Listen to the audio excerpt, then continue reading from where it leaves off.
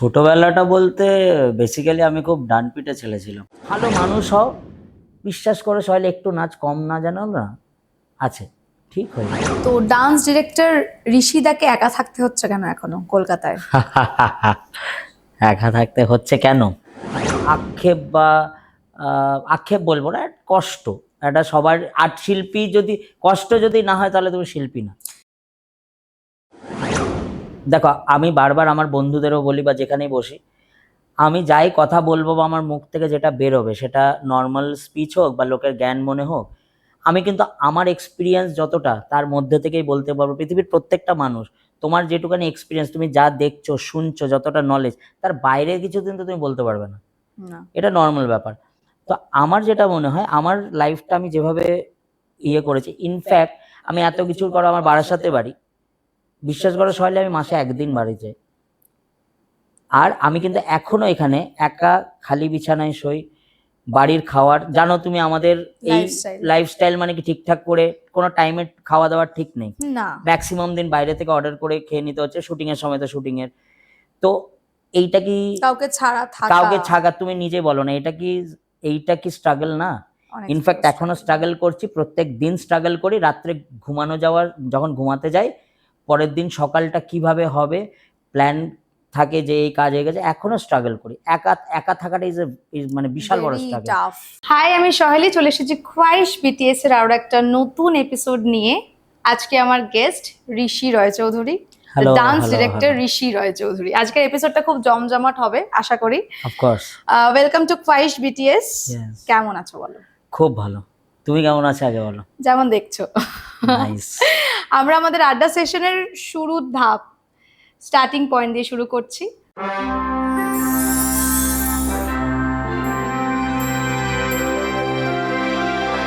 ঋষিদা, তোমাকে তো আমরা এখন যেভাবে দেখছি, আমরা দেখছি দর্শকও বহুদিন ধরে দেখছে, তোমার সঙ্গে সবাই পরিচিত, তুমি ডান্স ডিরেক্টর হিসেবে বহুদিন কাজ করছো। তো তোমার শুরুটা, তোমার ছেলেবেলাটা নিয়ে একটু গল্প করো আমাদের সাথে। কেমন কেটেছিল তোমার একদম ছোটবেলাটা? ছোটবেলাটা বলতে বেসিক্যালি আমি খুব ডানপিটে ছেলে ছিলাম। পড়াশোনা তো অফকোর্স আমি ইংলিশ মিডিয়ামে পড়তাম, কিন্তু র্যাঙ্কও করতাম। এরকম না যে র্যাঙ্ক করতাম না, বাট র্যাঙ্কও করতাম। বাট তার সাথে সাথে যেটা খুব প্লাস পয়েন্ট আমার ছিল, আমার বাড়ির লোক যে মানে অতিষ্ঠ হয়ে গেছিলো, সেটা হচ্ছে যে মানে বৃষ্টি পড়লে লোকের পুকুরে মাছ ধরতে চলে যাওয়া। তারপর তোমার ঘুড়ি ওড়ানো। তখন তো ওরকমভাবে যেটা হয় ছোটোবেলায়, তো ওরকমভাবে টাকা পয়সা থাকতোও না। তখন আমরা এই প্লাস্টিক আছে না, যেটা আমাদের পলিথিন বলে, পলিথিন কেটে ঝাঁটার কাঠি দিয়ে ঘুড়ি বানিয়ে। ইংলিশ মিডিয়ামের ছেলেমেয়েরা এগুলো করে? আমি তো করতাম, আই ডোন্ট নো। আমার কাছে ওটা ওটা একটা আনন্দ ছিল, মানে ওরকম করে। তারপর ইনফ্যাক্ট ঘুড়ির তো এখন মাঞ্জা সুতো থাকে, আমাদের তখন যেরকম ওই সেলাইয়ের সুতোর যে উলের সুতো হয় না, তো ঠাম্মা বুনতো, তো ওই ওই ওই সুতো দিয়ে গিয়ে আমাদের একটা পাড়ার বাড়ির পাশে একটা বেকরি আছে, ওর সামনে একটা ছোট্ট মাঠ আছে, ওখানে মানে সারা দিন ধরে শুধু চেষ্টা করছি প্লাস্টিকের নিজের হাতে বানানো ঘুড়ি কোনো রকমে কি একটুখানি যদি নিয়ে, আর আমরা দৌড়াতাম এরকম করে সুতো নিয়ে, একটুখানি উঠলেই তাতেই প্রচুর আনন্দ। তো এইরকমই আমি বেসিক্যালি ছিলাম। খেলাধুলো, স্কুল থেকে এসে কতক্ষণে তাড়াতাড়ি ব্যাগ রেখে ব্যাটটা নিয়ে আগে দৌড়াবো। আচ্ছা, তো মানে এত স্পষ্ট বাংলা বলছো ইংলিশ মিডিয়ামের ছাত্র হয়ে? না, ইনফ্যাক্ট ইংলিশ মিডিয়ামের আমাদের কি ছিল, আমি আর আমার একটা বন্ধু ছিল সৈকত বাগচি, তো আমরা রামকৃষ্ণ মিশনে ফার্স্ট রামকৃষ্ণ মিশনে পড়তাম। রামকৃষ্ণ মিশনে আমাদের বেঙ্গল মিডিয়াম ইংলিশ মিডিয়াম ছিল। তারপর আমি আমাদেরই বাড়ির ওখানে Indira Gandhi memorial high school বলে, আমার ওয়েস্ট বেঙ্গল বোর্ড? না, আমার প্রথমে একটা ওয়েস্ট বেঙ্গল বোর্ড ছিল, তারপর I am shifted to CBSE board. আচ্ছা, যেন মেলানো। হ্যাঁ, মেলানো মেশিন। এবার ওখানে একটা ব্যাপার ছিল, ওখানে সবসময় ইংলিশে কথা বলতে হবে। এবার আমরা রামকৃষ্ণ মিশন থেকে গেছি, তো আমরা মোস্ট প্রবাবলি গেছিলাম ওই রকম নাইন ফাইনে গেছি, মানে মাধ্যমিকের আগে। আমরা ওখানে গিয়ে মোটামুটি শুধু নিজের ক্লাসকে না, আমাদের সঙ্গে যারা যারা মিশতো সবাইকে মোটামুটি কি করে বাংলা বলতে হয় খুব সুন্দর শিখিয়ে দিয়েছিল। খুব ভালো, খুব হ্যাঁ, ভালো একটা ইনিশিয়েটিভ। কারণ এক্স্যাক্টলি। আচ্ছা, আমি তোমাকে জিজ্ঞাসা করি, এই যে তুমি তো ইংলিশ মিডিয়ামের হ্যাঁ, ছাত্র হ্যাঁ। ছিলে, তো তোমার রিফ্লেকশনটা কি হয় যখন ওই বিভিন্ন জায়গায় ওই কবিতাগুলো দেখি না মাঝে মাঝে ভাইরাল হয় যে আমার ছেলের বাংলাটা ঠিক আসে না, এটা নিয়ে খুব বলে। এইটা আমি কেমন রিফ্লেকশন হয় এই আমার কথা? মানে বিরক্ত লাগে, কারণ কি ইংলিশ মিডিয়ামে অফকোর্স ইংলিশটাও আমাদের খুব মানে চলতে গেলে খুবই দরকার, একদম। আমাদের প্রচুর জায়গায় প্রয়োজন হয়, বাট আমি বাংলায় থাকি, বাংলায় কথা বলবো না, বাংলা এটা কি খাবার করে হয়? খাবো না, বাঙালি এক্স্যাক্টলি। জামা কাপড় পরবো না। আমি বলছি না অন্য কালচারকে একসেপ্ট না করতে, বাট নিজেরটাকে ভুলে গিয়ে একসেপ্ট করাটা রুটকে ভোলা যাবে না। না, একদমই না, সেটা একদম, খুব চাপ। একদম। তো ওইরকম আমরা সবাইকে বাংলা শিখিয়ে দিয়েছিলাম, এবং ইনফ্যাক্ট সবাই এত বাংলায় কথা বলতো যে আমাদের ওখানে ছিল যে মানে প্রিন্সিপাল ম্যামের কাছে কমপ্লেন গেছে যে এদের জন্য সবাই বাংলায় কথা বলতে। তো একদিক দিয়ে তখন মার খেয়েছি, সেটা হয়তো একটা আলাদা পার্ট, বাট এখন মনে হচ্ছে ভালোই হয়েছে। এখন এসে ক্যামেরার সামনে এই কথাটা হ্যাঁ, বলতে পারছো, এটা হ্যাঁ, যে ভালো এলে ভালো, তুমি এখন গর্ববোধ ঠিক করছো। করেছিলাম। হ্যাঁ, একদম, কারেক্ট। একদম। তুমি কলকাতার ছেলে? কলকাতার ছেলে না, আচ্ছা। আমি বেসিক্যালি, হ্যাঁ, আমি বারাসাতেরই ছেলে। হুম। তো আমি কাজের সূত্রে আমি 2016 থেকে আমি শিফটেড টু এইখানে বাঘাযতীনে। ওকে। হ্যাঁ, মানে আচ্ছা। যেহেতু ওখানে কি হয়, তো আমাদের তো জানোই কিরকম শিডিউল। হুম, আহ, হুম, সারা মানে এখন তো তাও একটা টাইম বেঁধে দিয়েছে, আগে তো অনেকটা এক্সটেনশন শুট হতো। হুম, হুম, শুট হওয়ার পর বাড়ি গিয়ে হয়তো চ্যানেলের গাড়িতে বাড়ি গিয়ে হয়তো ছাড়লো, 2 ছেড়ে ঘন্টা পর। খেয়ে দিয়ে, হ্যাঁ, মানে আমি রেস্ট নিয়ে হয়তো শুতে গেছি, হয়তো 10-15 মিনিট শুয়েছে, ততক্ষণ আরেকটা গাড়ি এসে কল করে, দাদা এসে গেছি। তো সেই জন্য ওটা খুব হেক্টিক হয়ে যাচ্ছিল, কারণ কাজ বাজ সবই করতে হবে, শরীরটা তো আগে। নাচের সঙ্গে পরিচয় কবে? নাচের সঙ্গে অ্যাকচুয়ালি ক্লাস 9-10-এ যখন আমি পড়ি আর কি, তখন, ও সরি, একটা জায়গায় ভুল হলো, ক্লাস 10 অবধি আমি ছিলাম হচ্ছে রামকৃষ্ণ মিশনে। আমি 11-12টা করেছিলাম সিবিএসসি বোর্ড থেকে, যেহেতু ওখানে আমার পুরনো বন্ধুরাও ছিল।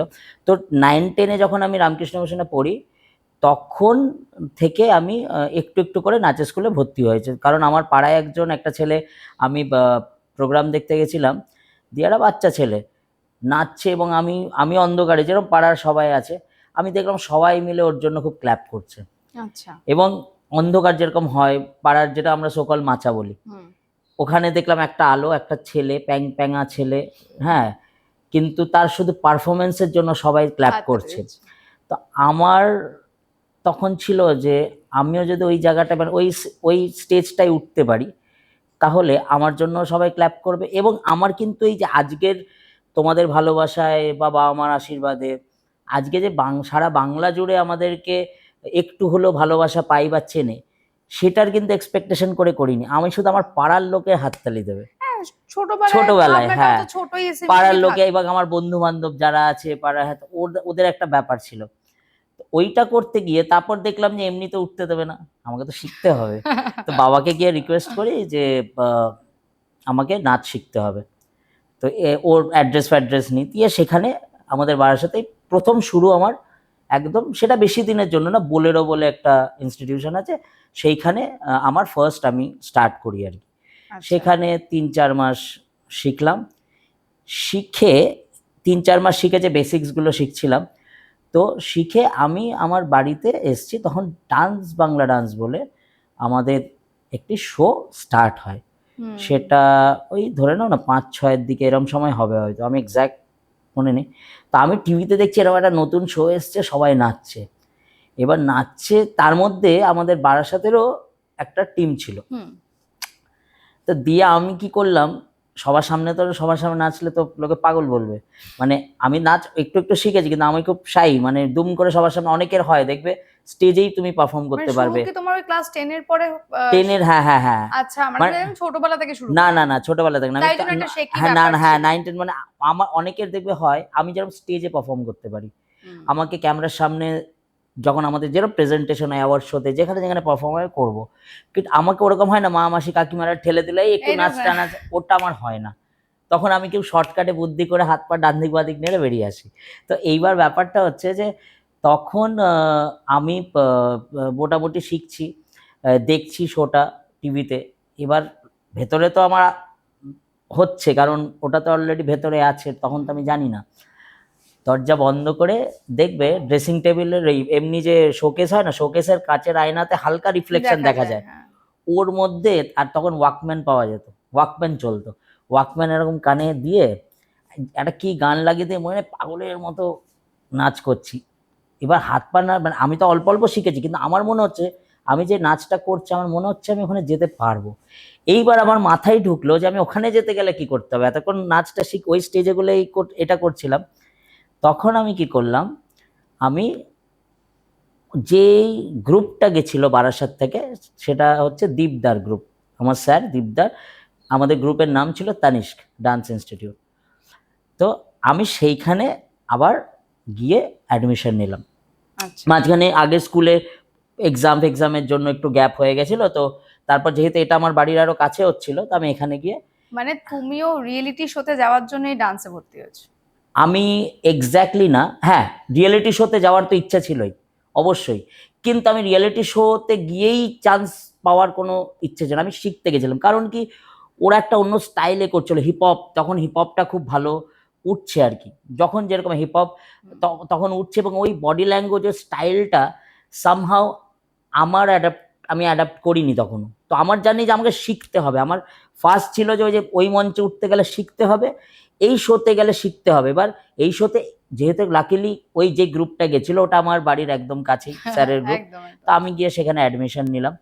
নিয়ে মানে এটা ভগবানের আশীর্বাদ বা বাবা মার আশীর্বাদ তো অবশ্যই, সেইখানে আমি অল্প কিছুদিন শিখেছি, জাস্ট কিছুদিন, মানে ধরে নাও কদিন হবে, মানে মাস দেড়েক, তখন ডান্স বারানাস কিন্তু চলছে। তো আমার হুট করে একদিন, আমার মনে আছে মানে প্রথম শুরুটা তো কেউ ভোলে না, খুব বৃষ্টি হচ্ছে, আমাকে ফোন করলো তখন, এবং আমার স্যার, মানতে হবে সে কেন স্যার, সে ওই আমি যখন গিয়ে আমাকে প্র্যাকটিস করাতো অন্য ছেলেরা নতুন নতুন ক্লাসে, তখন ওই কিছু না একটা কিছু তো দেখেছে আমার মধ্যে, আমাকে স্যার তখন ডাকা পাঠালো। তখন আমার মনে হয় রাত 9টা, তখন ডান্স মাসের জন্য আমরা প্রায় হোল নাইট রিহার্সাল হতো। তো আমাকে ডাকা পাঠালো, কি ব্যাপার, এখন তোমরা সবাই চিনবে সুরঙ্গনা, সুরঙ্গনা যে আমাদের গান করে প্লাস অ্যাক্টিংও করে। সুরঙ্গনা তখন ছোট ছিল, সুরঙ্গনা ছিল ডান্স ডান্সের পার্টিসিপেট, আর সুরঙ্গনার সঙ্গে কো ডান্সার যে ছেলেটা ছিল, সে কোনো একটা কারণে আসতে পারছে না, অফ হয়ে গেছে।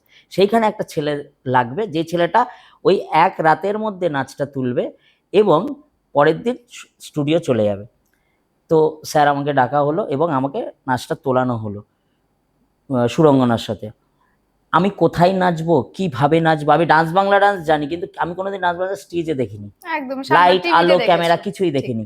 আমার পার্টটা ছিল একটা জোকারের পার্ট, মানে মুখটা আমার জোকারের মতো, আর নাম গানটাও ছিল ওই কি জনি জনি জনি জুলি কা দিল তুম পে আয়া জনি, হ্যাঁ মিঠুন চক্রবর্তীর গান, জুলি জুলি, রাইট। তো জুলি জুলি গানটা ছিল। তো আমি মেকআপ ফেকআপ করে রেডি, তখন প্রথম আমি জানি না কি করে, আমার স্যার শুধু যখন মানে এমজি বসে আছে, আমি ব্যাক স্টেজ, স্যার রিহার্সাল কিছুই হয়নি, কারণ কি তখন খুব টাইট শিডিউল ছিল। আমাকে নিয়ে গিয়ে যখন গানটা হবে, আমাদের নাম ডাকা হলো সুরঙ্গনের, আমাকে এরকম স্টেজের সেন্টারে একটা জায়গায় আমাকে বসিয়ে দেওয়া, আমাকে মানে আমার যে শুরুটা বলছো এখান থেকে স্টার্ট হবে, সোজা তাকিয়ে যা যা ছিল করবি, সেন্টারেই করবি।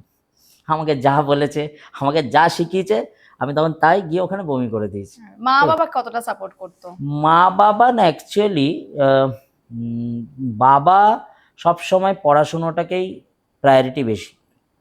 মা খুব মানে আমার মা খুব সিম্পল একজন মহিলা ছিলেন, যে মানে ঠিক আছে ছেলে যা করছে মানে এগুলোতে কোনো ইন্টারফেয়ার করা না, যদি পড়াশোনাতে একটু ভালো রেজাল্ট করি খুশি, হ্যাঁ, বা খেলাধুলা একটা ছোট ট্রফি নিয়ে এলাম খুশি। তো মা আমার যেটা করবো সবসময় খুশি। তো কিন্তু নাচ গানটা তখনও অতভাবে সবে ইনভলভ হচ্ছি আর কি, বাবাই তো ভর্তি করেছে, কিন্তু বাবা শুধু বলেছে দেখো ইন্টারেস্ট কিন্তু খুব একটা যে বাবার, কিন্তু আমার ফ্যামিলি তো আর্টিস্টিক না, কেন আমার ফ্যামিলি তো আর্টিস্টিক ব্যাকগ্রাউন্ডের, কারণ আমার বাবা গান করতেন, আমরা জয়েন্ট ফ্যামিলি ছিলাম, রক্তে ছিল, জেঠু গান করতেন, বাবা গান করতেন।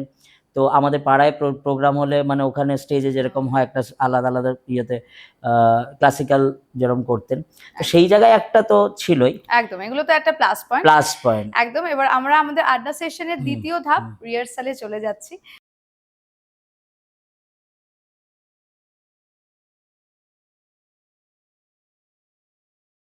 আমরা তো শুনলাম স্টার্টিং পয়েন্টেই যে তোমার ফার্স্ট স্টেজের অভিজ্ঞতা তুমি বললে। শুরুটা একদম। হ্যাঁ একদম, তুমি তারপর দীপ স্যারের ওখানে হ্যাঁ, শুরু দীপ করেছিলে, স্যারের সেখান ওখানে থেকে স্টার্ট তোমার। করেছি, হ্যাঁ। তো আমি ওই স্টেজের অভিজ্ঞতা জানতে চাইবো যে ফার্স্ট ডে তুমি স্টেজে উঠলে অ্যান্ড তারপরে স্টেজে কিভাবে? উঠলাম, স্টেজে আমাকে নিয়ে গিয়ে সেন্টারে দাঁড় করিয়ে দেওয়া হলো, আমি পুরো নাচটা করলাম। হ্যাঁ, আর আমি ছোটবেলা থেকেই মানে ছোটবেলা নয়, মানে যখন থেকে নাচ করে আমার একটু মানে এক্সপ্রেশন দিয়ে নাচ করতে একটু ভালো লাগে, তো নাচটা করেছি, দিয়ে আমার নাচ শেষ হয়ে গেছে, বেরিয়ে গেছে। আগে একটা খুব ভালো ছিল, এখনো আছে, বাট সেটা খানিকটা একটু কমে গেছে। আগে মিঠুন চক্রবর্তী মানে আমাদের এমজি, একটা ব্যাকআপ ডান্সারে যদি কাউকে চোখে লাগো, সে খুব ভালো করলো, খুব ভালো ডান্স করলো, খুব ভালো এক্সপ্রেসিভ ভাবে করলো, বিশ্বাস করো তাকে আলাদা করে ডেকে স্টেজে তার নাম, তার বাড়ি কোথায়, তার কি কারণে তার নাচটা ভালো লেগেছে, সে খুব অ্যাপ্রিসিয়েট করতো, এখনো করে ইনফ্যাক্ট, বাট তখনও করতো। তো আমাকে চলে যাওয়ার পর আবার ডেকেছে, ওই ছেলেটাকে ডাকো, ডেকেছে। এবার অ্যাকচুয়ালি কি হয়, শুটিংয়ে তো তুমি নিজেই জানো, যখন মাইকে বলে একটা আলাদা এরকম মানে ইকোস ক্রিয়েট হয়, নিজের নামটাই যে অ্যানাউন্সমেন্ট হচ্ছে বুঝতে সেটাও বোঝা পারছি যায় না। আমাকে বলেছিল যে, আর পিটু চক্রবর্তী তো উনি তো হুম। মানে লেজেন্ড মানুষ, এবার উনাকে সামনে থেকে দেখছি, মানে আমি তো সেই ভূত দেখার মতো একটা ব্যাপার, আর জীবনে প্রথমবার। তো বলছে, ঋষি ইউ আর ভেরি এক্সপ্রেসিভ। এবার ইংলিশ মিডিয়ামে পড়াশোনা করেছে, কিন্তু এমন ইকো হয়েছে কি, ঋষি are very you are very expressive, সেটা বুঝতে পারিনি। তা আমি যে শুধু বলছি তখন তো কোথায়, মাথায় অনেক কিছু নাম কি, ঘুরছে। ঋষি, বাড়ি কোথায়, বারাসাত, এই দুটো উত্তর আমি দিয়েছিলাম, আমার মনে আছে। হ্যাঁ, তো তারপর আমি চলে গেছি, তখন সবাই বললো, আমি গিয়ে মনটা খারাপ যে মনে হয় কিছু বকাবকি করেছে, পরে বুঝতে পারলাম যে এটা অ্যাপ্রিসিয়েট করেছে, সবাই বলে আরে তোকে ভালো বলেছে, তখন একটু ভালো লাগে, মানে আমার শুরুটা ভালো দিয়েই স্টার্ট হয়েছে, একদম। মানে নেগেটিভ কোনো জিনিস না। তারপরে তোমার জার্নিটা কিরকম হলো, মানে তুমি তোমার নিজের স্কুল তো এখন তোমার এখন obviously তখন আছে। না, তখন আমি কি করেছি, তখন আমি কিন্তু তারপর ওই যে একটা পুশ পেয়েছি, হুম। যে এত বড় মঞ্চে একটা ডুয়েট পারফরমেন্স করা কিন্তু মুখের কথা না। না। তো আমার শুরুতেই আমি পেয়েছি, মানে শুরুতে মানে কিছুদিন দীপদার কাছে শেখার পরেও এত বড় একটা জায়গা, আর হয়তো ঠাকুর আশীর্বাদে সেই জায়গাটা কিছুটা আমি জাস্টিফাই করতে পেরেছিলাম, তার জন্য দীপদা আমাকে কন্টিনিউ করেছে, আচ্ছা। নিজের ওই বড় টিমের সাথে আমাকে কন্টিনিউ করেছে, আস্তে আস্তে দুটো করে নাচছে মানে টিভিতে। তো এখন না ওই ব্যাপারটা নেই গো শৈলী, আগে কিরম জানো, আগে একটা ব্যাকআপ করার জন্য লোকে পাগল হয়ে যেত, মানে একটা ব্যাকআপে যদি তার ছেলে মেয়েকে বাড়ির লোক একটু দেখতো, মানে সে আনন্দটা ধরে রাখা যেত না। ছেলে মেয়েরাও মানে স্যারেদের কাছে শুধু গার্জিয়ানরা, স্যার আমার মেয়েকে একটা বারের জন্য নিন, একটা গানের জন্য নিন, বাট সামহাও এখন সেটা দেখা যায় না। তো তখন যেটা আমি বলছি, তখন ওই তারপর আমি ব্যাকআপ করতে শুরু করলাম, করে করে 2000 মোস্ট প্রবাবলি ওই 8-এ লাস্ট কি ওরকম সময়, 8-এ কি 9-এ, আমার সালগুলো অনেক দিন হয়ে গেছে, তো আমি বেস্ট ব্যাকআপ ডান্সার জিতি, মিঠুন চক্রবর্তীর হাতে ওই অ্যাওয়ার্ডটা জিতি, বেস্ট ব্যাকআপ ডান্সার। এত ব্যাকআপ, মানে শয়ে ব্যাকআপ ডান্সার না, যে এক একটা গ্রুপে আগে প্রচুর ব্যাকআপ ছিল, বড় মঞ্চ, হ্যাঁ বড় মঞ্চ, তো সেইখানে আমি বেস্ট অ্যাওয়ার্ডটা জিতি। তো বেস্ট অ্যাওয়ার্ডটা যেটা জিতেছিলাম, তখন একটা আলাদা, দেখবে তুমি একটা স্বীকৃতি যখন পাও না, তোমার আরো মোটিভেশন হয় যে আরো এগিয়ে যেতে হবে।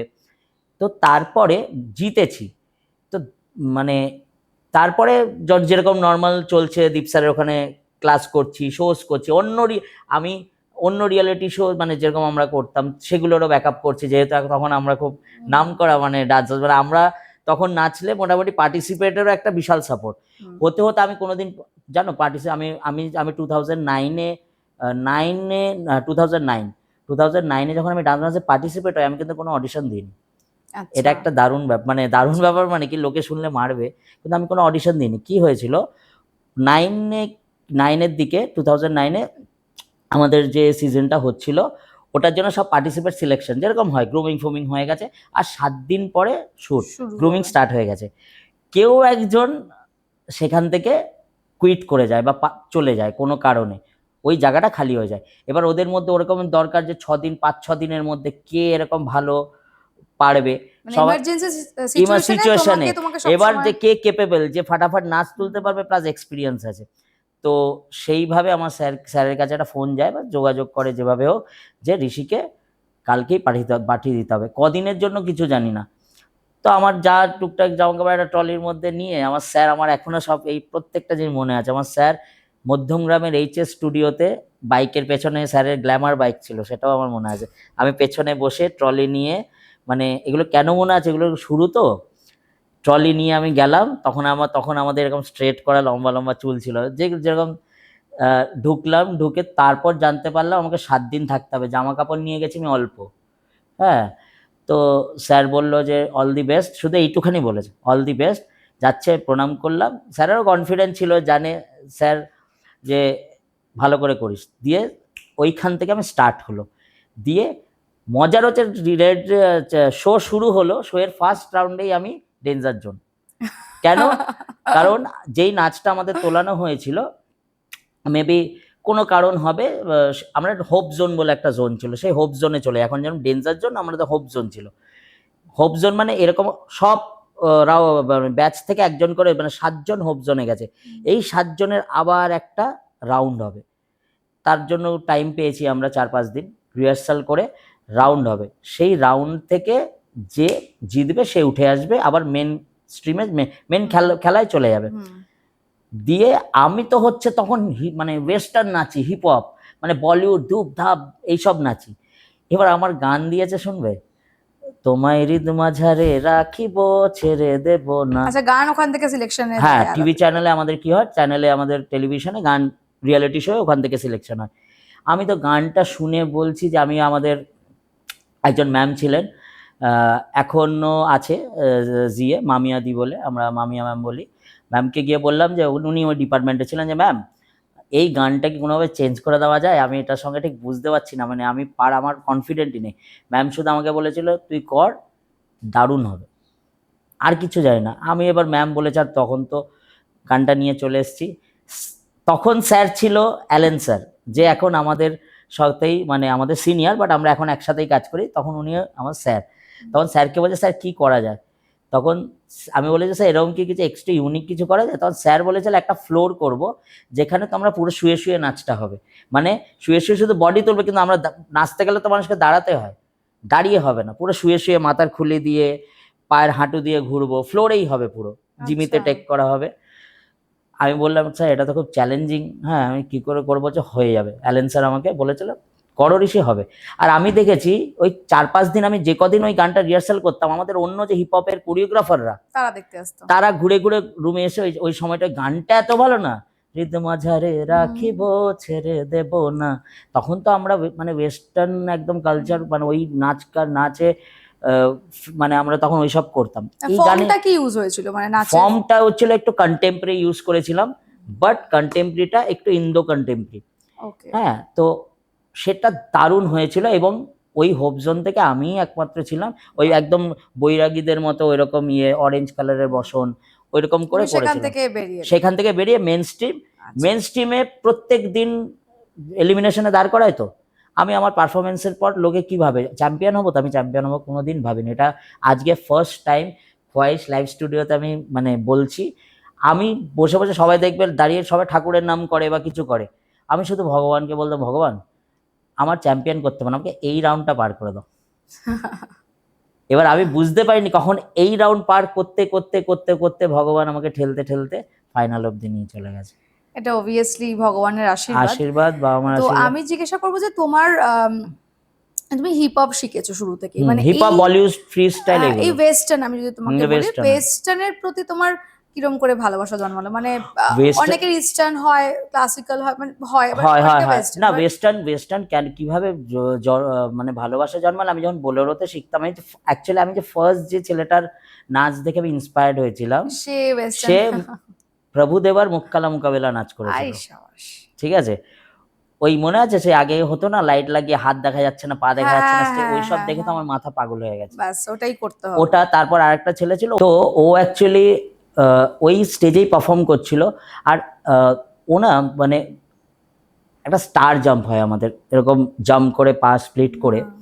তো ফিনিশিং টেকনিক্যাল ওয়ার্ডটা তো এখন আমরা বুঝতে পেরেছি, তখন তো বুঝতাম না। তখন দেখলাম যে পুরো মানে এত এয়ারে জাম্প করছে, একটা ছবির মতো পিকচার, মানে ছবির মতো লাগছে আমার খুব, আমি ওটা দেখে খুব অ্যাট্রাক্ট হয়েছিলাম। আচ্ছা, তো দিয়ে সেইভাবেই সেখান থেকেই প্রেম প্রেম আসা, তারপরে তো ওয়েস্টার্নের সঙ্গে বলিউড জার্নি চললো। জার্নি চলছে। এখন তো তোমার প্রচুর স্কুল, প্রচুর ব্রাঞ্চ হয়ে গেছে, তো আমি একটা প্রশ্ন করব। হুম, ইন জেনারেল আমরা এই প্রশ্নটা করি যে তুমি যেমন বললে যে তুমি দীপ স্যারের স্কুলে ভর্তি হয়েছিলে শিখবে বলে অবভিয়াসলি, কিন্তু হুম, হুম। মনে হয়েছিল যে কোনো একটা পয়েন্ট আছে যে আমি হ্যাঁ, অফকোর্স।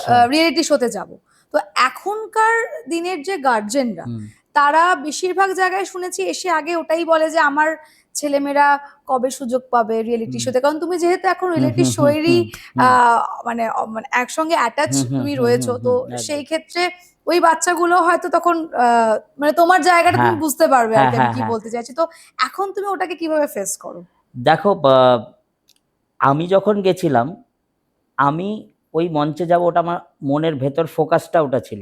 কিন্তু আমি স্যারের কাছে অ্যাডমিশন ফর্ম ফিল আপ করতে গিয়ে কোনোদিন বলিনি, স্যার আমি ডান্স বাংলা ডান্সে যাব বলে এসছি। আমি ডান্স বাংলা ডান্সে যাওয়ার থেকে, ওটা তো অবভিয়াসলি একটা ভালো জায়গা বলে আমার মনে, মানে প্ল্যাটফর্ম দেখেছি, কিন্তু তার থেকে ওই যে ডান্সের স্টাইলটা, ওই স্টাইলটা তো পারতাম না, ওটা পারাটাই শিখতে আমার হবে। জন্য অ্যাচিভমেন্ট ছিল। ওইটা পেরে আমাদের ওখানে একটা সিএলএ বলে প্রোগ্রাম হতো, সিএলএ প্রোগ্রামে সবাই সুযোগ পায় না। হুম। ওই সিএলএ সামনে দাঁড়িয়ে নাচা, আর মাঠ ভর্তি লোক, মানে সয়লি ওর ওই এক্সপিরিয়েন্সটা আই ক্যান এক্সপ্লেন। পুরো অন্ধকার, মাথা গিজগিজ করছে, একটা নাচ শেষ হওয়ার পর হাততালির আওয়াজে কান ফেটে যায়। আর এখন যখন গার্জেনরা এসে বলে তোমাকে, এখন যখন গার্জেনরা এসে বলে, মানে আমি ওদের ভেতরের ফিলিংসটা বুঝতে পারি, কারণ ওরা এখনকার ব্যাপারটা হয়েছে খুব তাড়াতাড়ি সবকিছু অ্যাচিভ করতে চায় সবাই। মানে কি বলতো, সময় তো দৌড়াচ্ছে এখন, কম্পিটিশন প্রচুর। হ্যাঁ, তো ফিল করতে পারি। বাট আমি সত্যি কথা বলতে, আমি আগাগোড়াই, এটা আমার নেচার, আমি খুব রুড না আর কি। আমি সবার সঙ্গে খুব পোলাইট। আমি বিলিভ করি সবার এক একটা ওয়ে থাকে, কেউ রুডলি বলে অ্যাচিভ করে, আমি পোলাইটলি এবং ভালোবাসা দিয়ে যে কোনো জিনিস অ্যাচিভ করতে পছন্দ করি। তো আমি সেটা পরে যার দেখে মনে হয় যে যে ওই পয়েন্টটাতেই স্টিক, তাকে আমি আলাদা করে বোঝাই যে দেখুন, সবার আগে এটা একটা ইনস্টিটিউশন, আপনি শিখতে এসছেন, ভালো করে শেখাটা ইম্পর্টেন্ট। আর এটা তো কনসালটেন্সি অফিস না যে আমি এখান থেকে কোনো কাজ দেবো বা এখান থেকে প্লেসমেন্ট দিয়ে দেবো। আমি জানি প্লেসমেন্ট করতে কোথায় হবে, হয় বা কিভাবে কিন্তু হয়, হ্যাঁ। সেটা তো যোগ্য হতে হবে। আমি আমার বাচ্চাটাকে শেখাই, হুম। শুধু নাচ শিখলেই বড় জায়গায় যাওয়া যায় না গো। আমি সবাইকে, আমার স্কুলের একটা রুলস আছে, আমি সবাইকে বলি যে আমার এখানে যদি আপনি ভাবেন যে শুধু নাচ শিখতে এসছেন, হ্যাঁ, তাহলে ঠিক, কিন্তু আমার পয়েন্ট অফ ভিউ থেকে যে আমি এখানে সবার আগে আমার বাচ্চাকে একটা ভালো মানুষ হতে দেখতে চাই। বিকজ নাচ গান তো শিখেই যাবে, কিন্তু নাচ গান শিখে যদি সে ডিসিপ্লিন না জানে, না জানি। বাবা মাকে অবজ্ঞা করে, বাবা মাকে টর্চার করে, খারাপ কথা বলে, তার কথা না শোনে, শিল্পী হওয়া যায় না। শিল্পী হওয়া যায় না। ভালো মানুষ হওয়াটা, তুমি দেখবে যত বড় বড় মানে লেজেন্ডরা আছে না, গুড সোল, ভালো হ্যাঁ, মানুষ সোলটা না হলে, ভালো হতে হবে, ঠিক। ভালো মানুষ হও, বিশ্বাস করো সবাই একটু নাচ কম না জানো না আছে, ঠিক হয়ে যাবে। একদম। তোমার সাথে একটু আগে গল্প করতে করতে শুনলাম যে জীবনের প্রথমে তুমি যখন তোমার জার্নি শুরু করেছো, তোমার স্যার অনেকটা হেল্প করেছে। অফকোর্স। তো তুমি তো এখন স্যার, তো তুমি কি তোমার স্যারের মতন হয়ে উঠতে পেরেছো? আমি আমার মতো হয়েছি, আমার স্যারের মতো আমি কোনোদিনই হতে পারবো না, কারণ স্যার তো স্যারই হয়, মানে তোমার স্টুডেন্টরা কি ওরকম হেল্প পাবে তোমার থেকে? অফকোর্স পাবে। বিকজ আমি যদি নেক্সট জেনারেশনকে তৈরি না করে দিতে পারি, হ্যাঁ,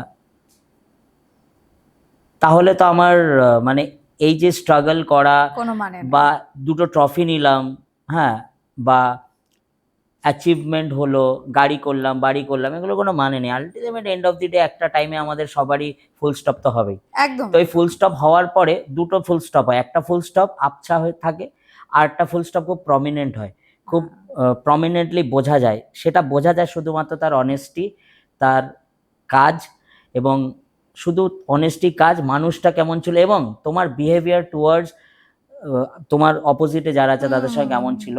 আমি চাই যে নেক্সট জেনারেশনকে অবভিয়াসলি রেডি করতে, বাট ওইভাবেই রেডি করতে চাই, বা আমার আশেপাশে, আমি দেখো আমার পক্ষে তো সম্ভব না আমি সবাইকে করব, যারা যারা আমার টাচে আছে একদমই না, আমি সবার তো তাদেরকে হয় না, মানে আমি তাদেরকে সবসময় একটা কথা বলি, দেখ আমি যেভাবে কাজ করছি, আমার সঙ্গে আছিস, থাকছিস বা থাকছো, তোমরা দেখো, শেখো।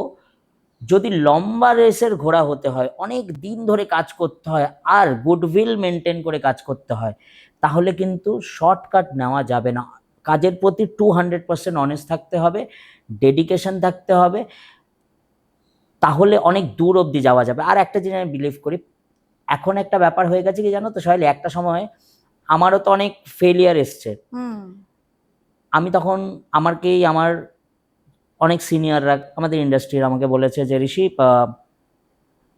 নিজেকে প্রুফ করাটা খুব ইম্পর্টেন্ট। প্রুফ যদি না করে, দেখ ও প্রুফ করেছে বলো সারভাইভ করছে, তারপর আমি বিশ্বাস করে প্রুফও করেছি নিজেকে।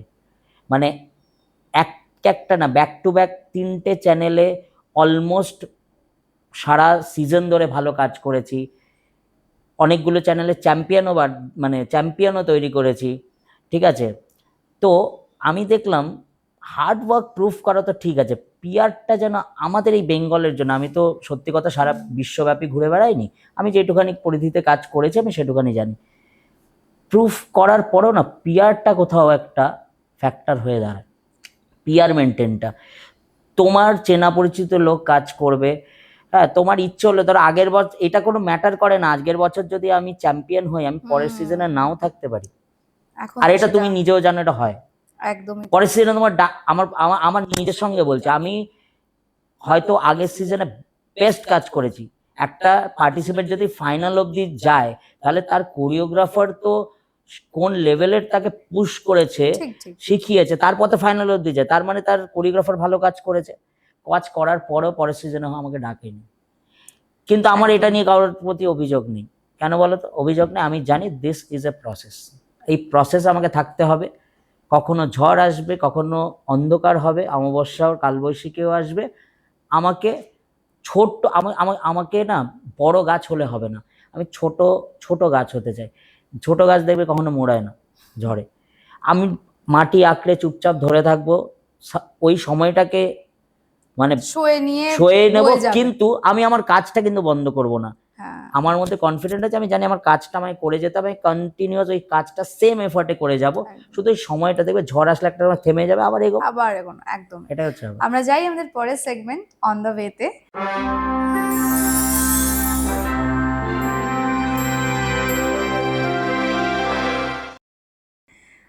ঋষিতা, তুমি ব্যাকআপ ডান্সার থেকে শুরু করেছিলে, একজন ডান্সার ছিলে, ব্যাকআপে তুমি ডান্স করতে, সেখান থেকে তুমি এখন ডান্স ডিরেক্টর, তুমি মেগা সিরিয়ালে কাজ করছো, রিয়েলিটি শোতে কাজ করছো এবং ছবিতেও কাজ করছো।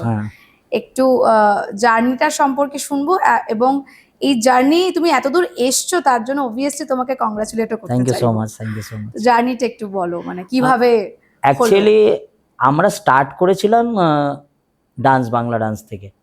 বারবার কেন বলছি ডান্স বাংলা ডান্স, কোনো জায়গা থেকে যদি তুমি একটুও পাও, আমার মনে হয় সেটাকে অনেক বারবার করে বলা উচিত, কারণ রেসপেক্ট করা উচিত ওই প্ল্যাটফর্মটাকে। শুধু আমার মতো না, আমার মতো 1000 ঋষি তৈরি করছে এরকম বড় বড় শোরা। তো আমাদের first start dance Bangla dance থেকে, সেখানে অ্যাজ এ ব্যাকআপ ডান্সার। আর আমি না সত্যি কথা বলছি, আমি আজকে যেইটুকু আজকে তোমাদের ভালোবাসায় তোমরা চেনো বা যাই করো, সেটা কিন্তু এক লাফে হয়নি। আমি ব্যাকআপ ডান্সার করেছি, তারপর অ্যাসিস্ট্যান্টের কাজ করেছি। অ্যাসিস্ট্যান্টের কাজ করার পর আমি তারপর গিয়ে মেন কোরিওগ্রাফারে, মানে অফিসিয়ালি কোরিওগ্রাফার। এখন তো কোরিওগ্রাফার বলতে, দেখো কোরিওগ্রাফার বলতে তুমি তোমার ক্লাসে যদি নাচ কোরিওগ্রাফ করো, তুমি সেখানেও কোরিওগ্রাফার লিখে দিতে পারো, বাট আগে সেটা ছিল না। আগে তুমি যখন অফিসিয়ালি তোমাকে সারা বাংলা দেখছে, সেইভাবে হয়তো আমরা বলতাম, বাট সেটা ম্যাটার করে না, যে ভালো কোরিওগ্রাফ করে সে লিখতেই পারে বা করতেই পারে। বাট আমাদের সময় কোরিওগ্রাফার ট্যাগটা নেওয়ার জন্য না অনেক লড়াই করতে হয়েছে। এখন সেটা অনেকটা অন্যরকম, চারিদিকে দেখো সিচুয়েশনসও তো চেঞ্জ হয়, বাট তখন অনেক লড়াই করতে হয়েছে। মানে অ্যাসিস্ট্যান্ট কোরিওগ্রাফার হয়েছি, কোরিওগ্রাফার হতে কাজ করতে করতে বাদ পড়ে গেছি, ঠিক আছে। হয়তো আমাকে এমনভাবে কোনো কিছুই না, হয়তো আমি জানি যে পরের আর 2 দিন পর আবার স্লট জয়েন করব, তখন অফিসিয়াল একটা ফোন এলো যে এই মুহূর্তে আমাদের পার্ট ক্যান্ডিডেট তো কমে গেছে, এই মুহূর্তে লাগছে না, পরে হলে আবার নিশ্চয়ই কাজ করব, ঠিক আছে, আমি হয়তো ব্যাগ ফ্যাগ গুছিয়ে রেডি যে পরের দিন যাব, মানে বুঝতে পারছো সেই কষ্টটা, মানে ইমিডিয়েট রিজেকশন, রিভার্স। কিন্তু সেটাকে আমি নেগেটিভলি নিইনি, পজিটিভলি নিয়েছি। আমি বলেছি, তখন ভেবেছি নিশ্চয়ই আমার মধ্যে কিছু তো একটা কম আছে, যেই জন্য আমি এই কমটাকে খুঁজে বার করব, হোমওয়ার্ক করব, আবার আমি জাম্প করব। আচ্ছা, তোমাদের রিয়েলিটি শোতে এরকম হয় যে ধরো তুমি হয়তো একই শোতে 3-4 জন ক্যান্ডিডেট পেয়েছো একসাথে, বা 3-4 জন ক্যান্ডিডেটকে তোমাকে শেখাতে হচ্ছে, এবার তার মধ্যে হয়তো একজন সেদিনকে সব থেকে বেস্ট করলো, একজন হয়তো এলিমিনেটও হয়ে যেতে পারে, তো এই জায়গাটা কিরকম করে তোমরা এই জায়গাটা balance করো? এই জায়গাটা অ্যাকচুয়ালি কি হয়, আমাদের তো অবভিয়াসলি মানে কোরিওগ্রাফারদের একটা তো ভূমিকা থাকেই, কারণ আমাদের কাজ হচ্ছে রিয়েলিটি শোজে যে ভালো তাকে তো ভালো করাবই, যে একটু উইক, আমার তো 5টা বাচ্চা দিলে 5টা বাচ্চাই আমারই বাচ্চা, একদম, আমি তো কাউকে ফেলে দিতে পারবো না। আমি আমাদের এন্ড থেকে আমরা পুরো চেষ্টা করি যে একটু উইক তাকে বেশি টাইম দিয়ে বেশি করে শিখিয়ে কম্পোজিশন অ্যান্ড প্রেজেন্টেশনটা এত ভালো করে করা চেষ্টা করি বা আমরা করি, যার জন্য যাতে আমার যে উইকনেসটা আছে সেটা যাতে ঢাকা পড়ে যায়, সেইভাবে আমরা চেষ্টা করি। কিন্তু তাও একটা শো এর ফরম্যাট থাকে, আজকে কাউকে একে এবার এইটাও ব্যাপার আছে সয়লি, তুমি যতই প্র্যাকটিস করিয়ে দাও তুমি তো স্টেজে নাচতে পারবে না ওর সাথে, এবার ওইখানে গিয়ে কেউ একটু টেন্সড হয়ে গেল, কেউ একটা ভল্ট মারতে গিয়ে বা একটা কিছু একটা করতে গিয়ে মিস্টেক হয়ে গেল, হয়তো সেদিন সে রিজেকশন হয়ে গেল। বাট ঠিক আছে, এটা আমাদের একটা সময় গিয়ে প্রথম খুব কষ্ট হতো, এবং প্রথম আমাদের মনে ক্ষোভ হতো, ও তো আমার বাচ্চা তো ভালোই, ও একটু ওকে তো আউট করতে পারতো, কিন্তু আজকের দিনে এত যেহেতু অনেকটা সময় চলে গেছে, সবটা বুঝে গেছি যে এটা একটা শো এর প্রসেস, এটাকে মেনে নিতে হবে। এই বাচ্চাটা আজকে যাচ্ছে মানে সারা জীবনের জন্য চলে যাচ্ছে না, কোনো না কোনো প্ল্যাটফর্মে আবার দেখা হবে, যেহেতু আমরা একই ফ্র্যাটার্নিটিতে রয়েছি। তো এখন এটা মেনে নিই, যেটা আমাদের জন্য এখন খুব ইজি হয়, বাট কষ্ট তো হয়। দেখো, একটা বাচ্চার সঙ্গে আমাদের 24 ঘন্টার মধ্যে আমি তোমাকে বলছি আমরা 16, 17, 18 ঘন্টা একসাথে থাকি, শুধু ঘুমানোর টাইমটা বাদ দিয়ে।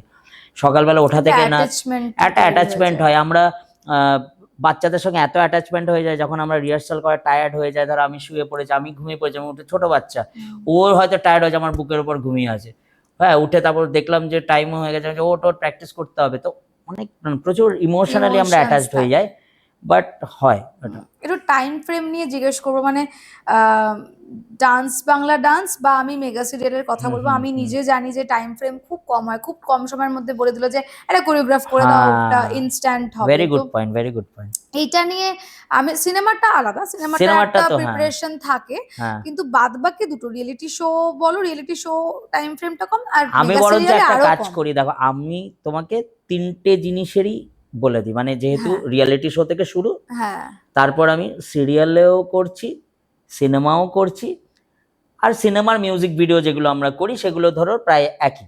আমি 3টে ক্যাটাগরি বললে দর্শকের কাছে অনেক ইজি হয়ে যাবে।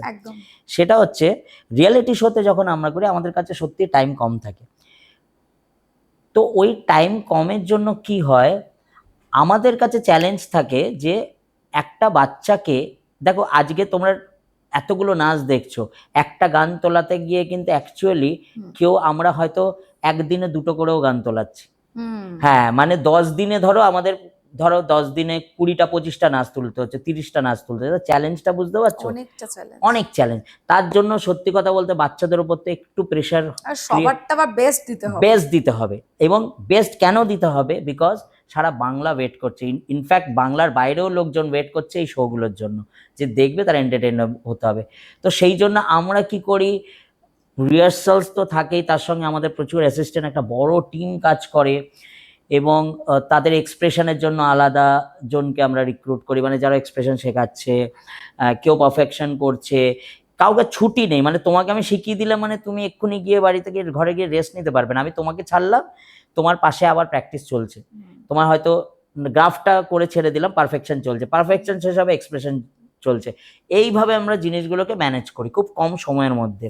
এবং দেখবে তোমরা যখন স্টেজে করি তোমরা কিছু বুঝতে পারবে না, বিকজ একটা অনেক বড় টিম কাজ করে, আমাদের উপর হিউজ প্রেশার থাকে, বাট আমাদের মানে আমাদের ওপর না, পুরো চ্যানেল মানে টিমের ওপর হিউজ প্রেশার থাকে, বাট আমি তোমাকে একটা প্রাউডলি কথা বলতে পারি, অনেকে বলে বাংলা এটা থেকে পিছিয়ে ওটা থেকে পিছিয়ে, হ্যাঁ কিছু কিছু জায়গায় পিছিয়ে আগিয়ে তো থাকবেই, কিন্তু বাংলায় যে কাজ করবে পৃথিবীর কোনো জায়গায় গিয়ে তার কাজ করতে অসুবিধা হবে না, এটা আমি তোমাকে বলে দিলাম। কারণ আমরা কম রিসোর্সের মধ্যে কম সময়ের মধ্যে আমরা কিন্তু এত অনেকটা মাথা দর্শককে এন্টারটেন খাটিয়ে এখন অবধি করে যাচ্ছি। তো সেই রকমই যে ধরো আমি ডান্স বাংলা ডান্সের কথা বললাম না, আমরা আজকে এত স্বাবলম্বী কেন, আমরা সব ফিল্ডে কাজ করতে পারি। আমাদের সিরিয়ালে আমরা রিসেন্ট করছি, ছবি সিনেমা করছি, মিউজিক ভিডিও করছি, কেন বলো তো আমাদের ইনস্টিটিউশনটা ফাটাফাটি। আমরা ডান্স বাংলা ডান্স থেকে আমাদের ইনস্টিটিউশনটা ডান্স বাংলা ডান্স বা others reality show, dance dance junior, star জলসায়, কালার্স বাংলায়, বিন্দাস ডান্স, যে ভালো ভালো রিনাউন্ড সবগুলোই তো আমার করা, মানে আমরা রয়েছিলাম। তো এইগুলো হচ্ছে একটা ইনস্টিটিউশন, মানে এখান থেকে যে শেখা না, এটাতে তুমি কোনো ফিল্ডে গিয়ে কোনো প্রবলেম হবে না। হ্যাঁ সব কিছুর সঙ্গে এক্সট্রা কিছু শিখতে হবে, অসুবিধা হবে না। এই যে আমরা যে পারফরমেন্স গুলো দেখি সেগুলো কি একদম মানে ওয়ান টেক করা হয় নাকি না এগুলো না, কাছে যায় কখনো কখনো ব্যাপারটা ভুল হলে? একটু বলে নি, ইন্টারাপ্ট করিনি। যেটা ডান্স বাংলা ডান্সের তো এটা বললাম, এবার পরে আসে তোমার মেগা সিরিয়ালে। মেগা সিরিয়াল আমাদের সব থেকে কম টাইম, কারণ মেগা সিরিয়াল আমরা যেটা শুট করছি পরের দিন দেখছি, সেটা তুমিও জানো। এবার মেগা রিহার্সালের কোনো জায়গা রিহার্সালে নেই। না, আমরা কি করি, আমাদের বেসিক যেরকম হয়, আগে কিছু কিছু স্পেশাল পারফরমেন্স থাকলে আমরা আগে যেগুলো বড় গ্র্যান্ডার করে করব, সেগুলো তো আগে শুট করে নিতে হয়, আগে রিহার্সাল করে নিতে হয়, সরি। আর যেগুলো নর্মালি করব সেগুলো আমরা সেটাই কিন্তু রিহার্সাল হয় সেই দিনই। রিহার্সাল হয়ে আমরা ম্যাক্স টু ম্যাক্স সিরিয়ালের গান শ্যুট করতে গিয়ে আমরা ম্যাক্স টু ম্যাক্স খুব বেশি হলে 1 ঘন্টা, 1 থেকে 1.5 ঘন্টার মধ্যে শ্যুট করি। মানে গানটা একবারে করে দেওয়া না, এবং তার বিভিন্ন অ্যাঙ্গেল, একদম ঠিক আছে, তার Moments, ওয়াইড আছে, হ্যাঁ। ক্লোজ আপ আছে, left profile, right profile, top ইস কারোর, হ্যাঁ তারপর কম্পোজিট শট, প্রচুর আমরা ওই 1-1.5 ঘন্টার মধ্যেই আমরা শেষ করি। এবার ব্যাপারটা হচ্ছে, আমি যখন রিয়েলিটি শো করতাম, রিয়েলিটি শো কিন্তু ওয়ান টেকেই হয়। হ্যাঁ এবার ধরো কোনো একটা ভাইটাল খুব সুন্দর জিনিস ধরো পড়ে গেল, ওটা একটা পরে আমরা নিয়ে নিলাম, কিন্তু জাজমেন্ট কিন্তু ওয়ান টেকেরই ওপরেই হয়।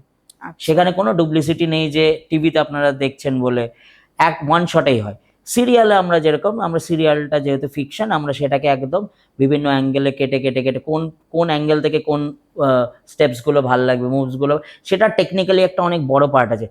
রিয়েলিটি শো কাজ করার একটা আলাদা এক্সপিরিয়েন্স, সিরিয়ালের কিন্তু সম্পূর্ণ একটা আলাদা এক্সপিরিয়েন্স। কম সময়ের মধ্যে তোমাকে ভালো জিনিসটা দিতে হবে, যাতে বাংলার ঘরে ঘরে সন্ধ্যেবেলা থেকে যে টিভিটা চালু হয়, যেইটুখানি সময় দেখবে তারা যাতে বসে রিমোট না ঘোরাতে পারে। আর সিনেমা তো তুমি জানোই, তুমিও আমাদের একই ইন্ডাস্ট্রিতে, সিনেমা তুমি নিজেই জানো, সিনেমার জন্য বাইরে যেরকম বম্বেতে যেরকম মানে টাইম পাওয়া যায়, সত্যি কথা বাংলায় তুমি নিজেও জানো অত টাইম পাওয়া যায় না। ম্যাক্সিমাম সিনেমার গানের জন্য এখানে মানে অ্যাভারেজে হয়তো 1 দিন, এটা হচ্ছে অ্যাভারেজে 1 দিনেই করতে হয়, 1 দিন বা খুব বেশি হলে 1.5 দিন। তো সেটার জন্য তো অবভিয়াসলি আমরা প্রি প্রোডাকশন করি, প্রি প্রোডাকশন করা প্ল্যান হয়ে যায়, হ্যাঁ অন্যরকম, বিকজ আমাদের ছবিতে কোথায় লোকেশন হবে, কি হবে, রেকি হয়, আলাদা হয়। তো ছবির কাজের প্রসেসটা যেহেতু একটু লার্জার দ্যান লাইফ, একটু বড়, আরো বেশি টেকনিক্যালি তোমাকে ব্যাপারটা সর্টেড থাকতে হয়, ডিজাইন করতে হয়। তো এই হচ্ছে ছবির প্যারামিটার আর কি। তো এই পুরো তিনটে আলাদা আলাদা জায়গা। ডান্স জিনিসটা কিন্তু কাজের ধরনগুলো আলাদা, একদমই তাই। আমি একটা জিনিস জানতে চাইবো, রিয়েলিটি শো এর ব্যাপারে অনেকের বক্তব্য বা মন্তব্য থাকে যে এই এলিমিনেশন বা সেফ জোন, এই বিষয়গুলো টিআরপি অনুযায়ী হয়।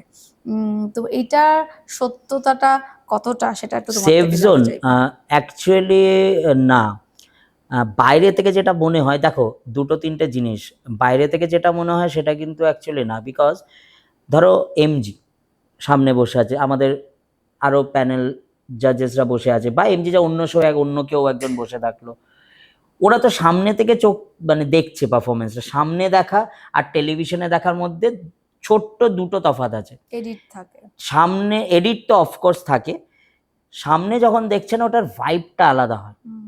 অত লোক কেউ চিয়ার করছে, মানে যারা চিয়ার করছে মানে কি, তোমার যারা টিমের লোকরা পেছনে চিয়ার করছে, মানে তুমি পারফর্ম করছো ওরকম একটা স্টেজে, অত লাইট সব পুরো, মানে দেখো প্রেশার কত। মানে আমরা যখন টিভিতে দেখছি আমরা শুধু একটা জিনিস দেখছি, মানে এই ফ্রেমে শুধু পার্টিসিপেটটাকে দেখতে পাচ্ছি বা যারা নাচ করছে, বা জাজেস দেখলেও ইনসার্ট যায় টাক টাক করে।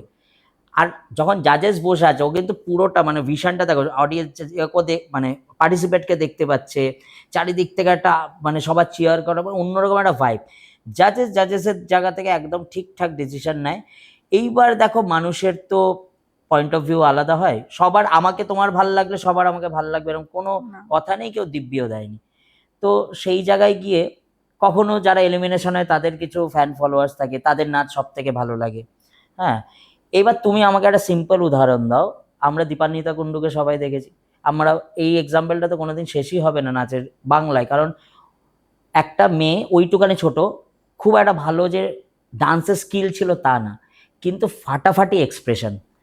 এবার আমরা নিজেরা হয়তো অনেকেই বলতে পারে যে দীপান্বিতা কি নাচে, তার থেকে তো এ ভালো নাচতো ও ভালো নাচ, কিন্তু আমি তোমাকে নিজে বলছি, আমি নিজে যদি বসে থাকি আমি নিজেই অত সুন্দর এক্সপ্রেশন দেখে টিভির চ্যানেল ঘোরাতে পারবো না।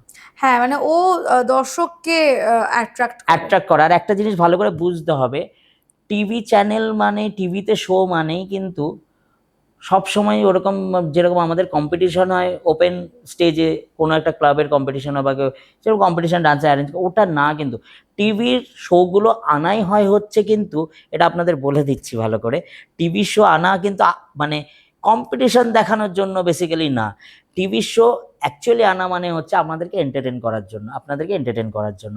তো এবার ধরো 7 জন পার্টিসিপেট আছে, তুমি নিজেই বলো না, একজন ফাটাফাটি নাচলো, একজন দারুণ কিছু অ্যাক্রোব্যাটিক করলো, কারোর ফাটাফাটি এক্সপ্রেশন আছে, সেই এক্সপ্রেশন দিয়ে তোমাকে এন্টারটেন করছে, তো এটা তো হতে হবে, সবার তো এক গুণ থাকবে না।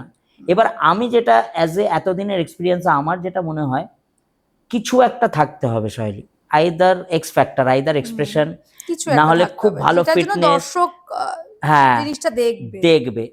আলটিমেটলি তো ব্যবসাটা আছে, ব্যবসাটা দেখো, ব্যবসার থেকে এত বড় একটা শো কি করে চলবে, সেখান থেকে আপনারা দেখবেন, অডিয়েন্স দেখবে তবে তো। এইবার ব্যাপারটা হচ্ছে যে কারোর খুব ভালো এক্সপ্রেশন, কেউ ভালো নাচছে, কেউ ভালো অ্যাক্রোব্যাটিক করছে, কারোর বডি ল্যাঙ্গুয়েজ খুব সুন্দর, তো সব মিলিয়ে একটা শো হয়। শুধু সবাই শুধু নেচে যাচ্ছে, কেউ এক্সপ্রেশন দিচ্ছে না, কারোর ফিটনেস নেই, তাহলে ভাল লাগবে না। তো আমার মনে হয় যে প্রত্যেকটা ট্যালেন্টকে একসেপ্ট করা উচিত, আমার এটা মনে হয়। একদম একদম না, অনেকের অনেক সময় প্রশ্ন থাকে যে এরকম রিয়েলিটি শো যেগুলো হচ্ছে বা হয়েছে সেগুলোতে যাব কি করে, তাহলে কি আমাকে সেখানকার কোরিওগ্রাফারদের সাথে যুক্ত থাকতে হবে, একদম তাদের সাথেই নাচ করতে হবে, তাদের কাছে নাচ শিখতে হবে, বিষয়টা কি মানে এরকম? এটা খুব ভালো প্রশ্ন। আমি নিজে একজন কোরিওগ্রাফার যে কিনা টিভি রিয়েলিটি শোর সঙ্গেও যুক্ত, আবার বিভিন্ন ডান্স ওরিয়েন্টেড আমাদের ইন্ডাস্ট্রিতে বিভিন্ন সেক্টরে, সব সেক্টরেই আমরা কাজ করি।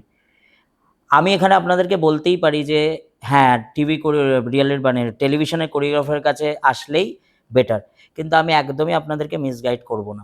বিশ্বাস করুন, প্রচুর ভালো ভালো ছেলে মেয়ে আছে, টিচার আছে মফস্বলে আমার জানা, যারা টিভিতে জীবনে মুখই দেখায়নি, কিন্তু তারা এত ভালো বাচ্চাদেরকে রেডি করেছে, এত ভালো তৈরি করে, তাদেরকে অডিশনে আসলে আমাদের মনে হয় যে না, ওদেরকে আগে সিলেক্ট করি।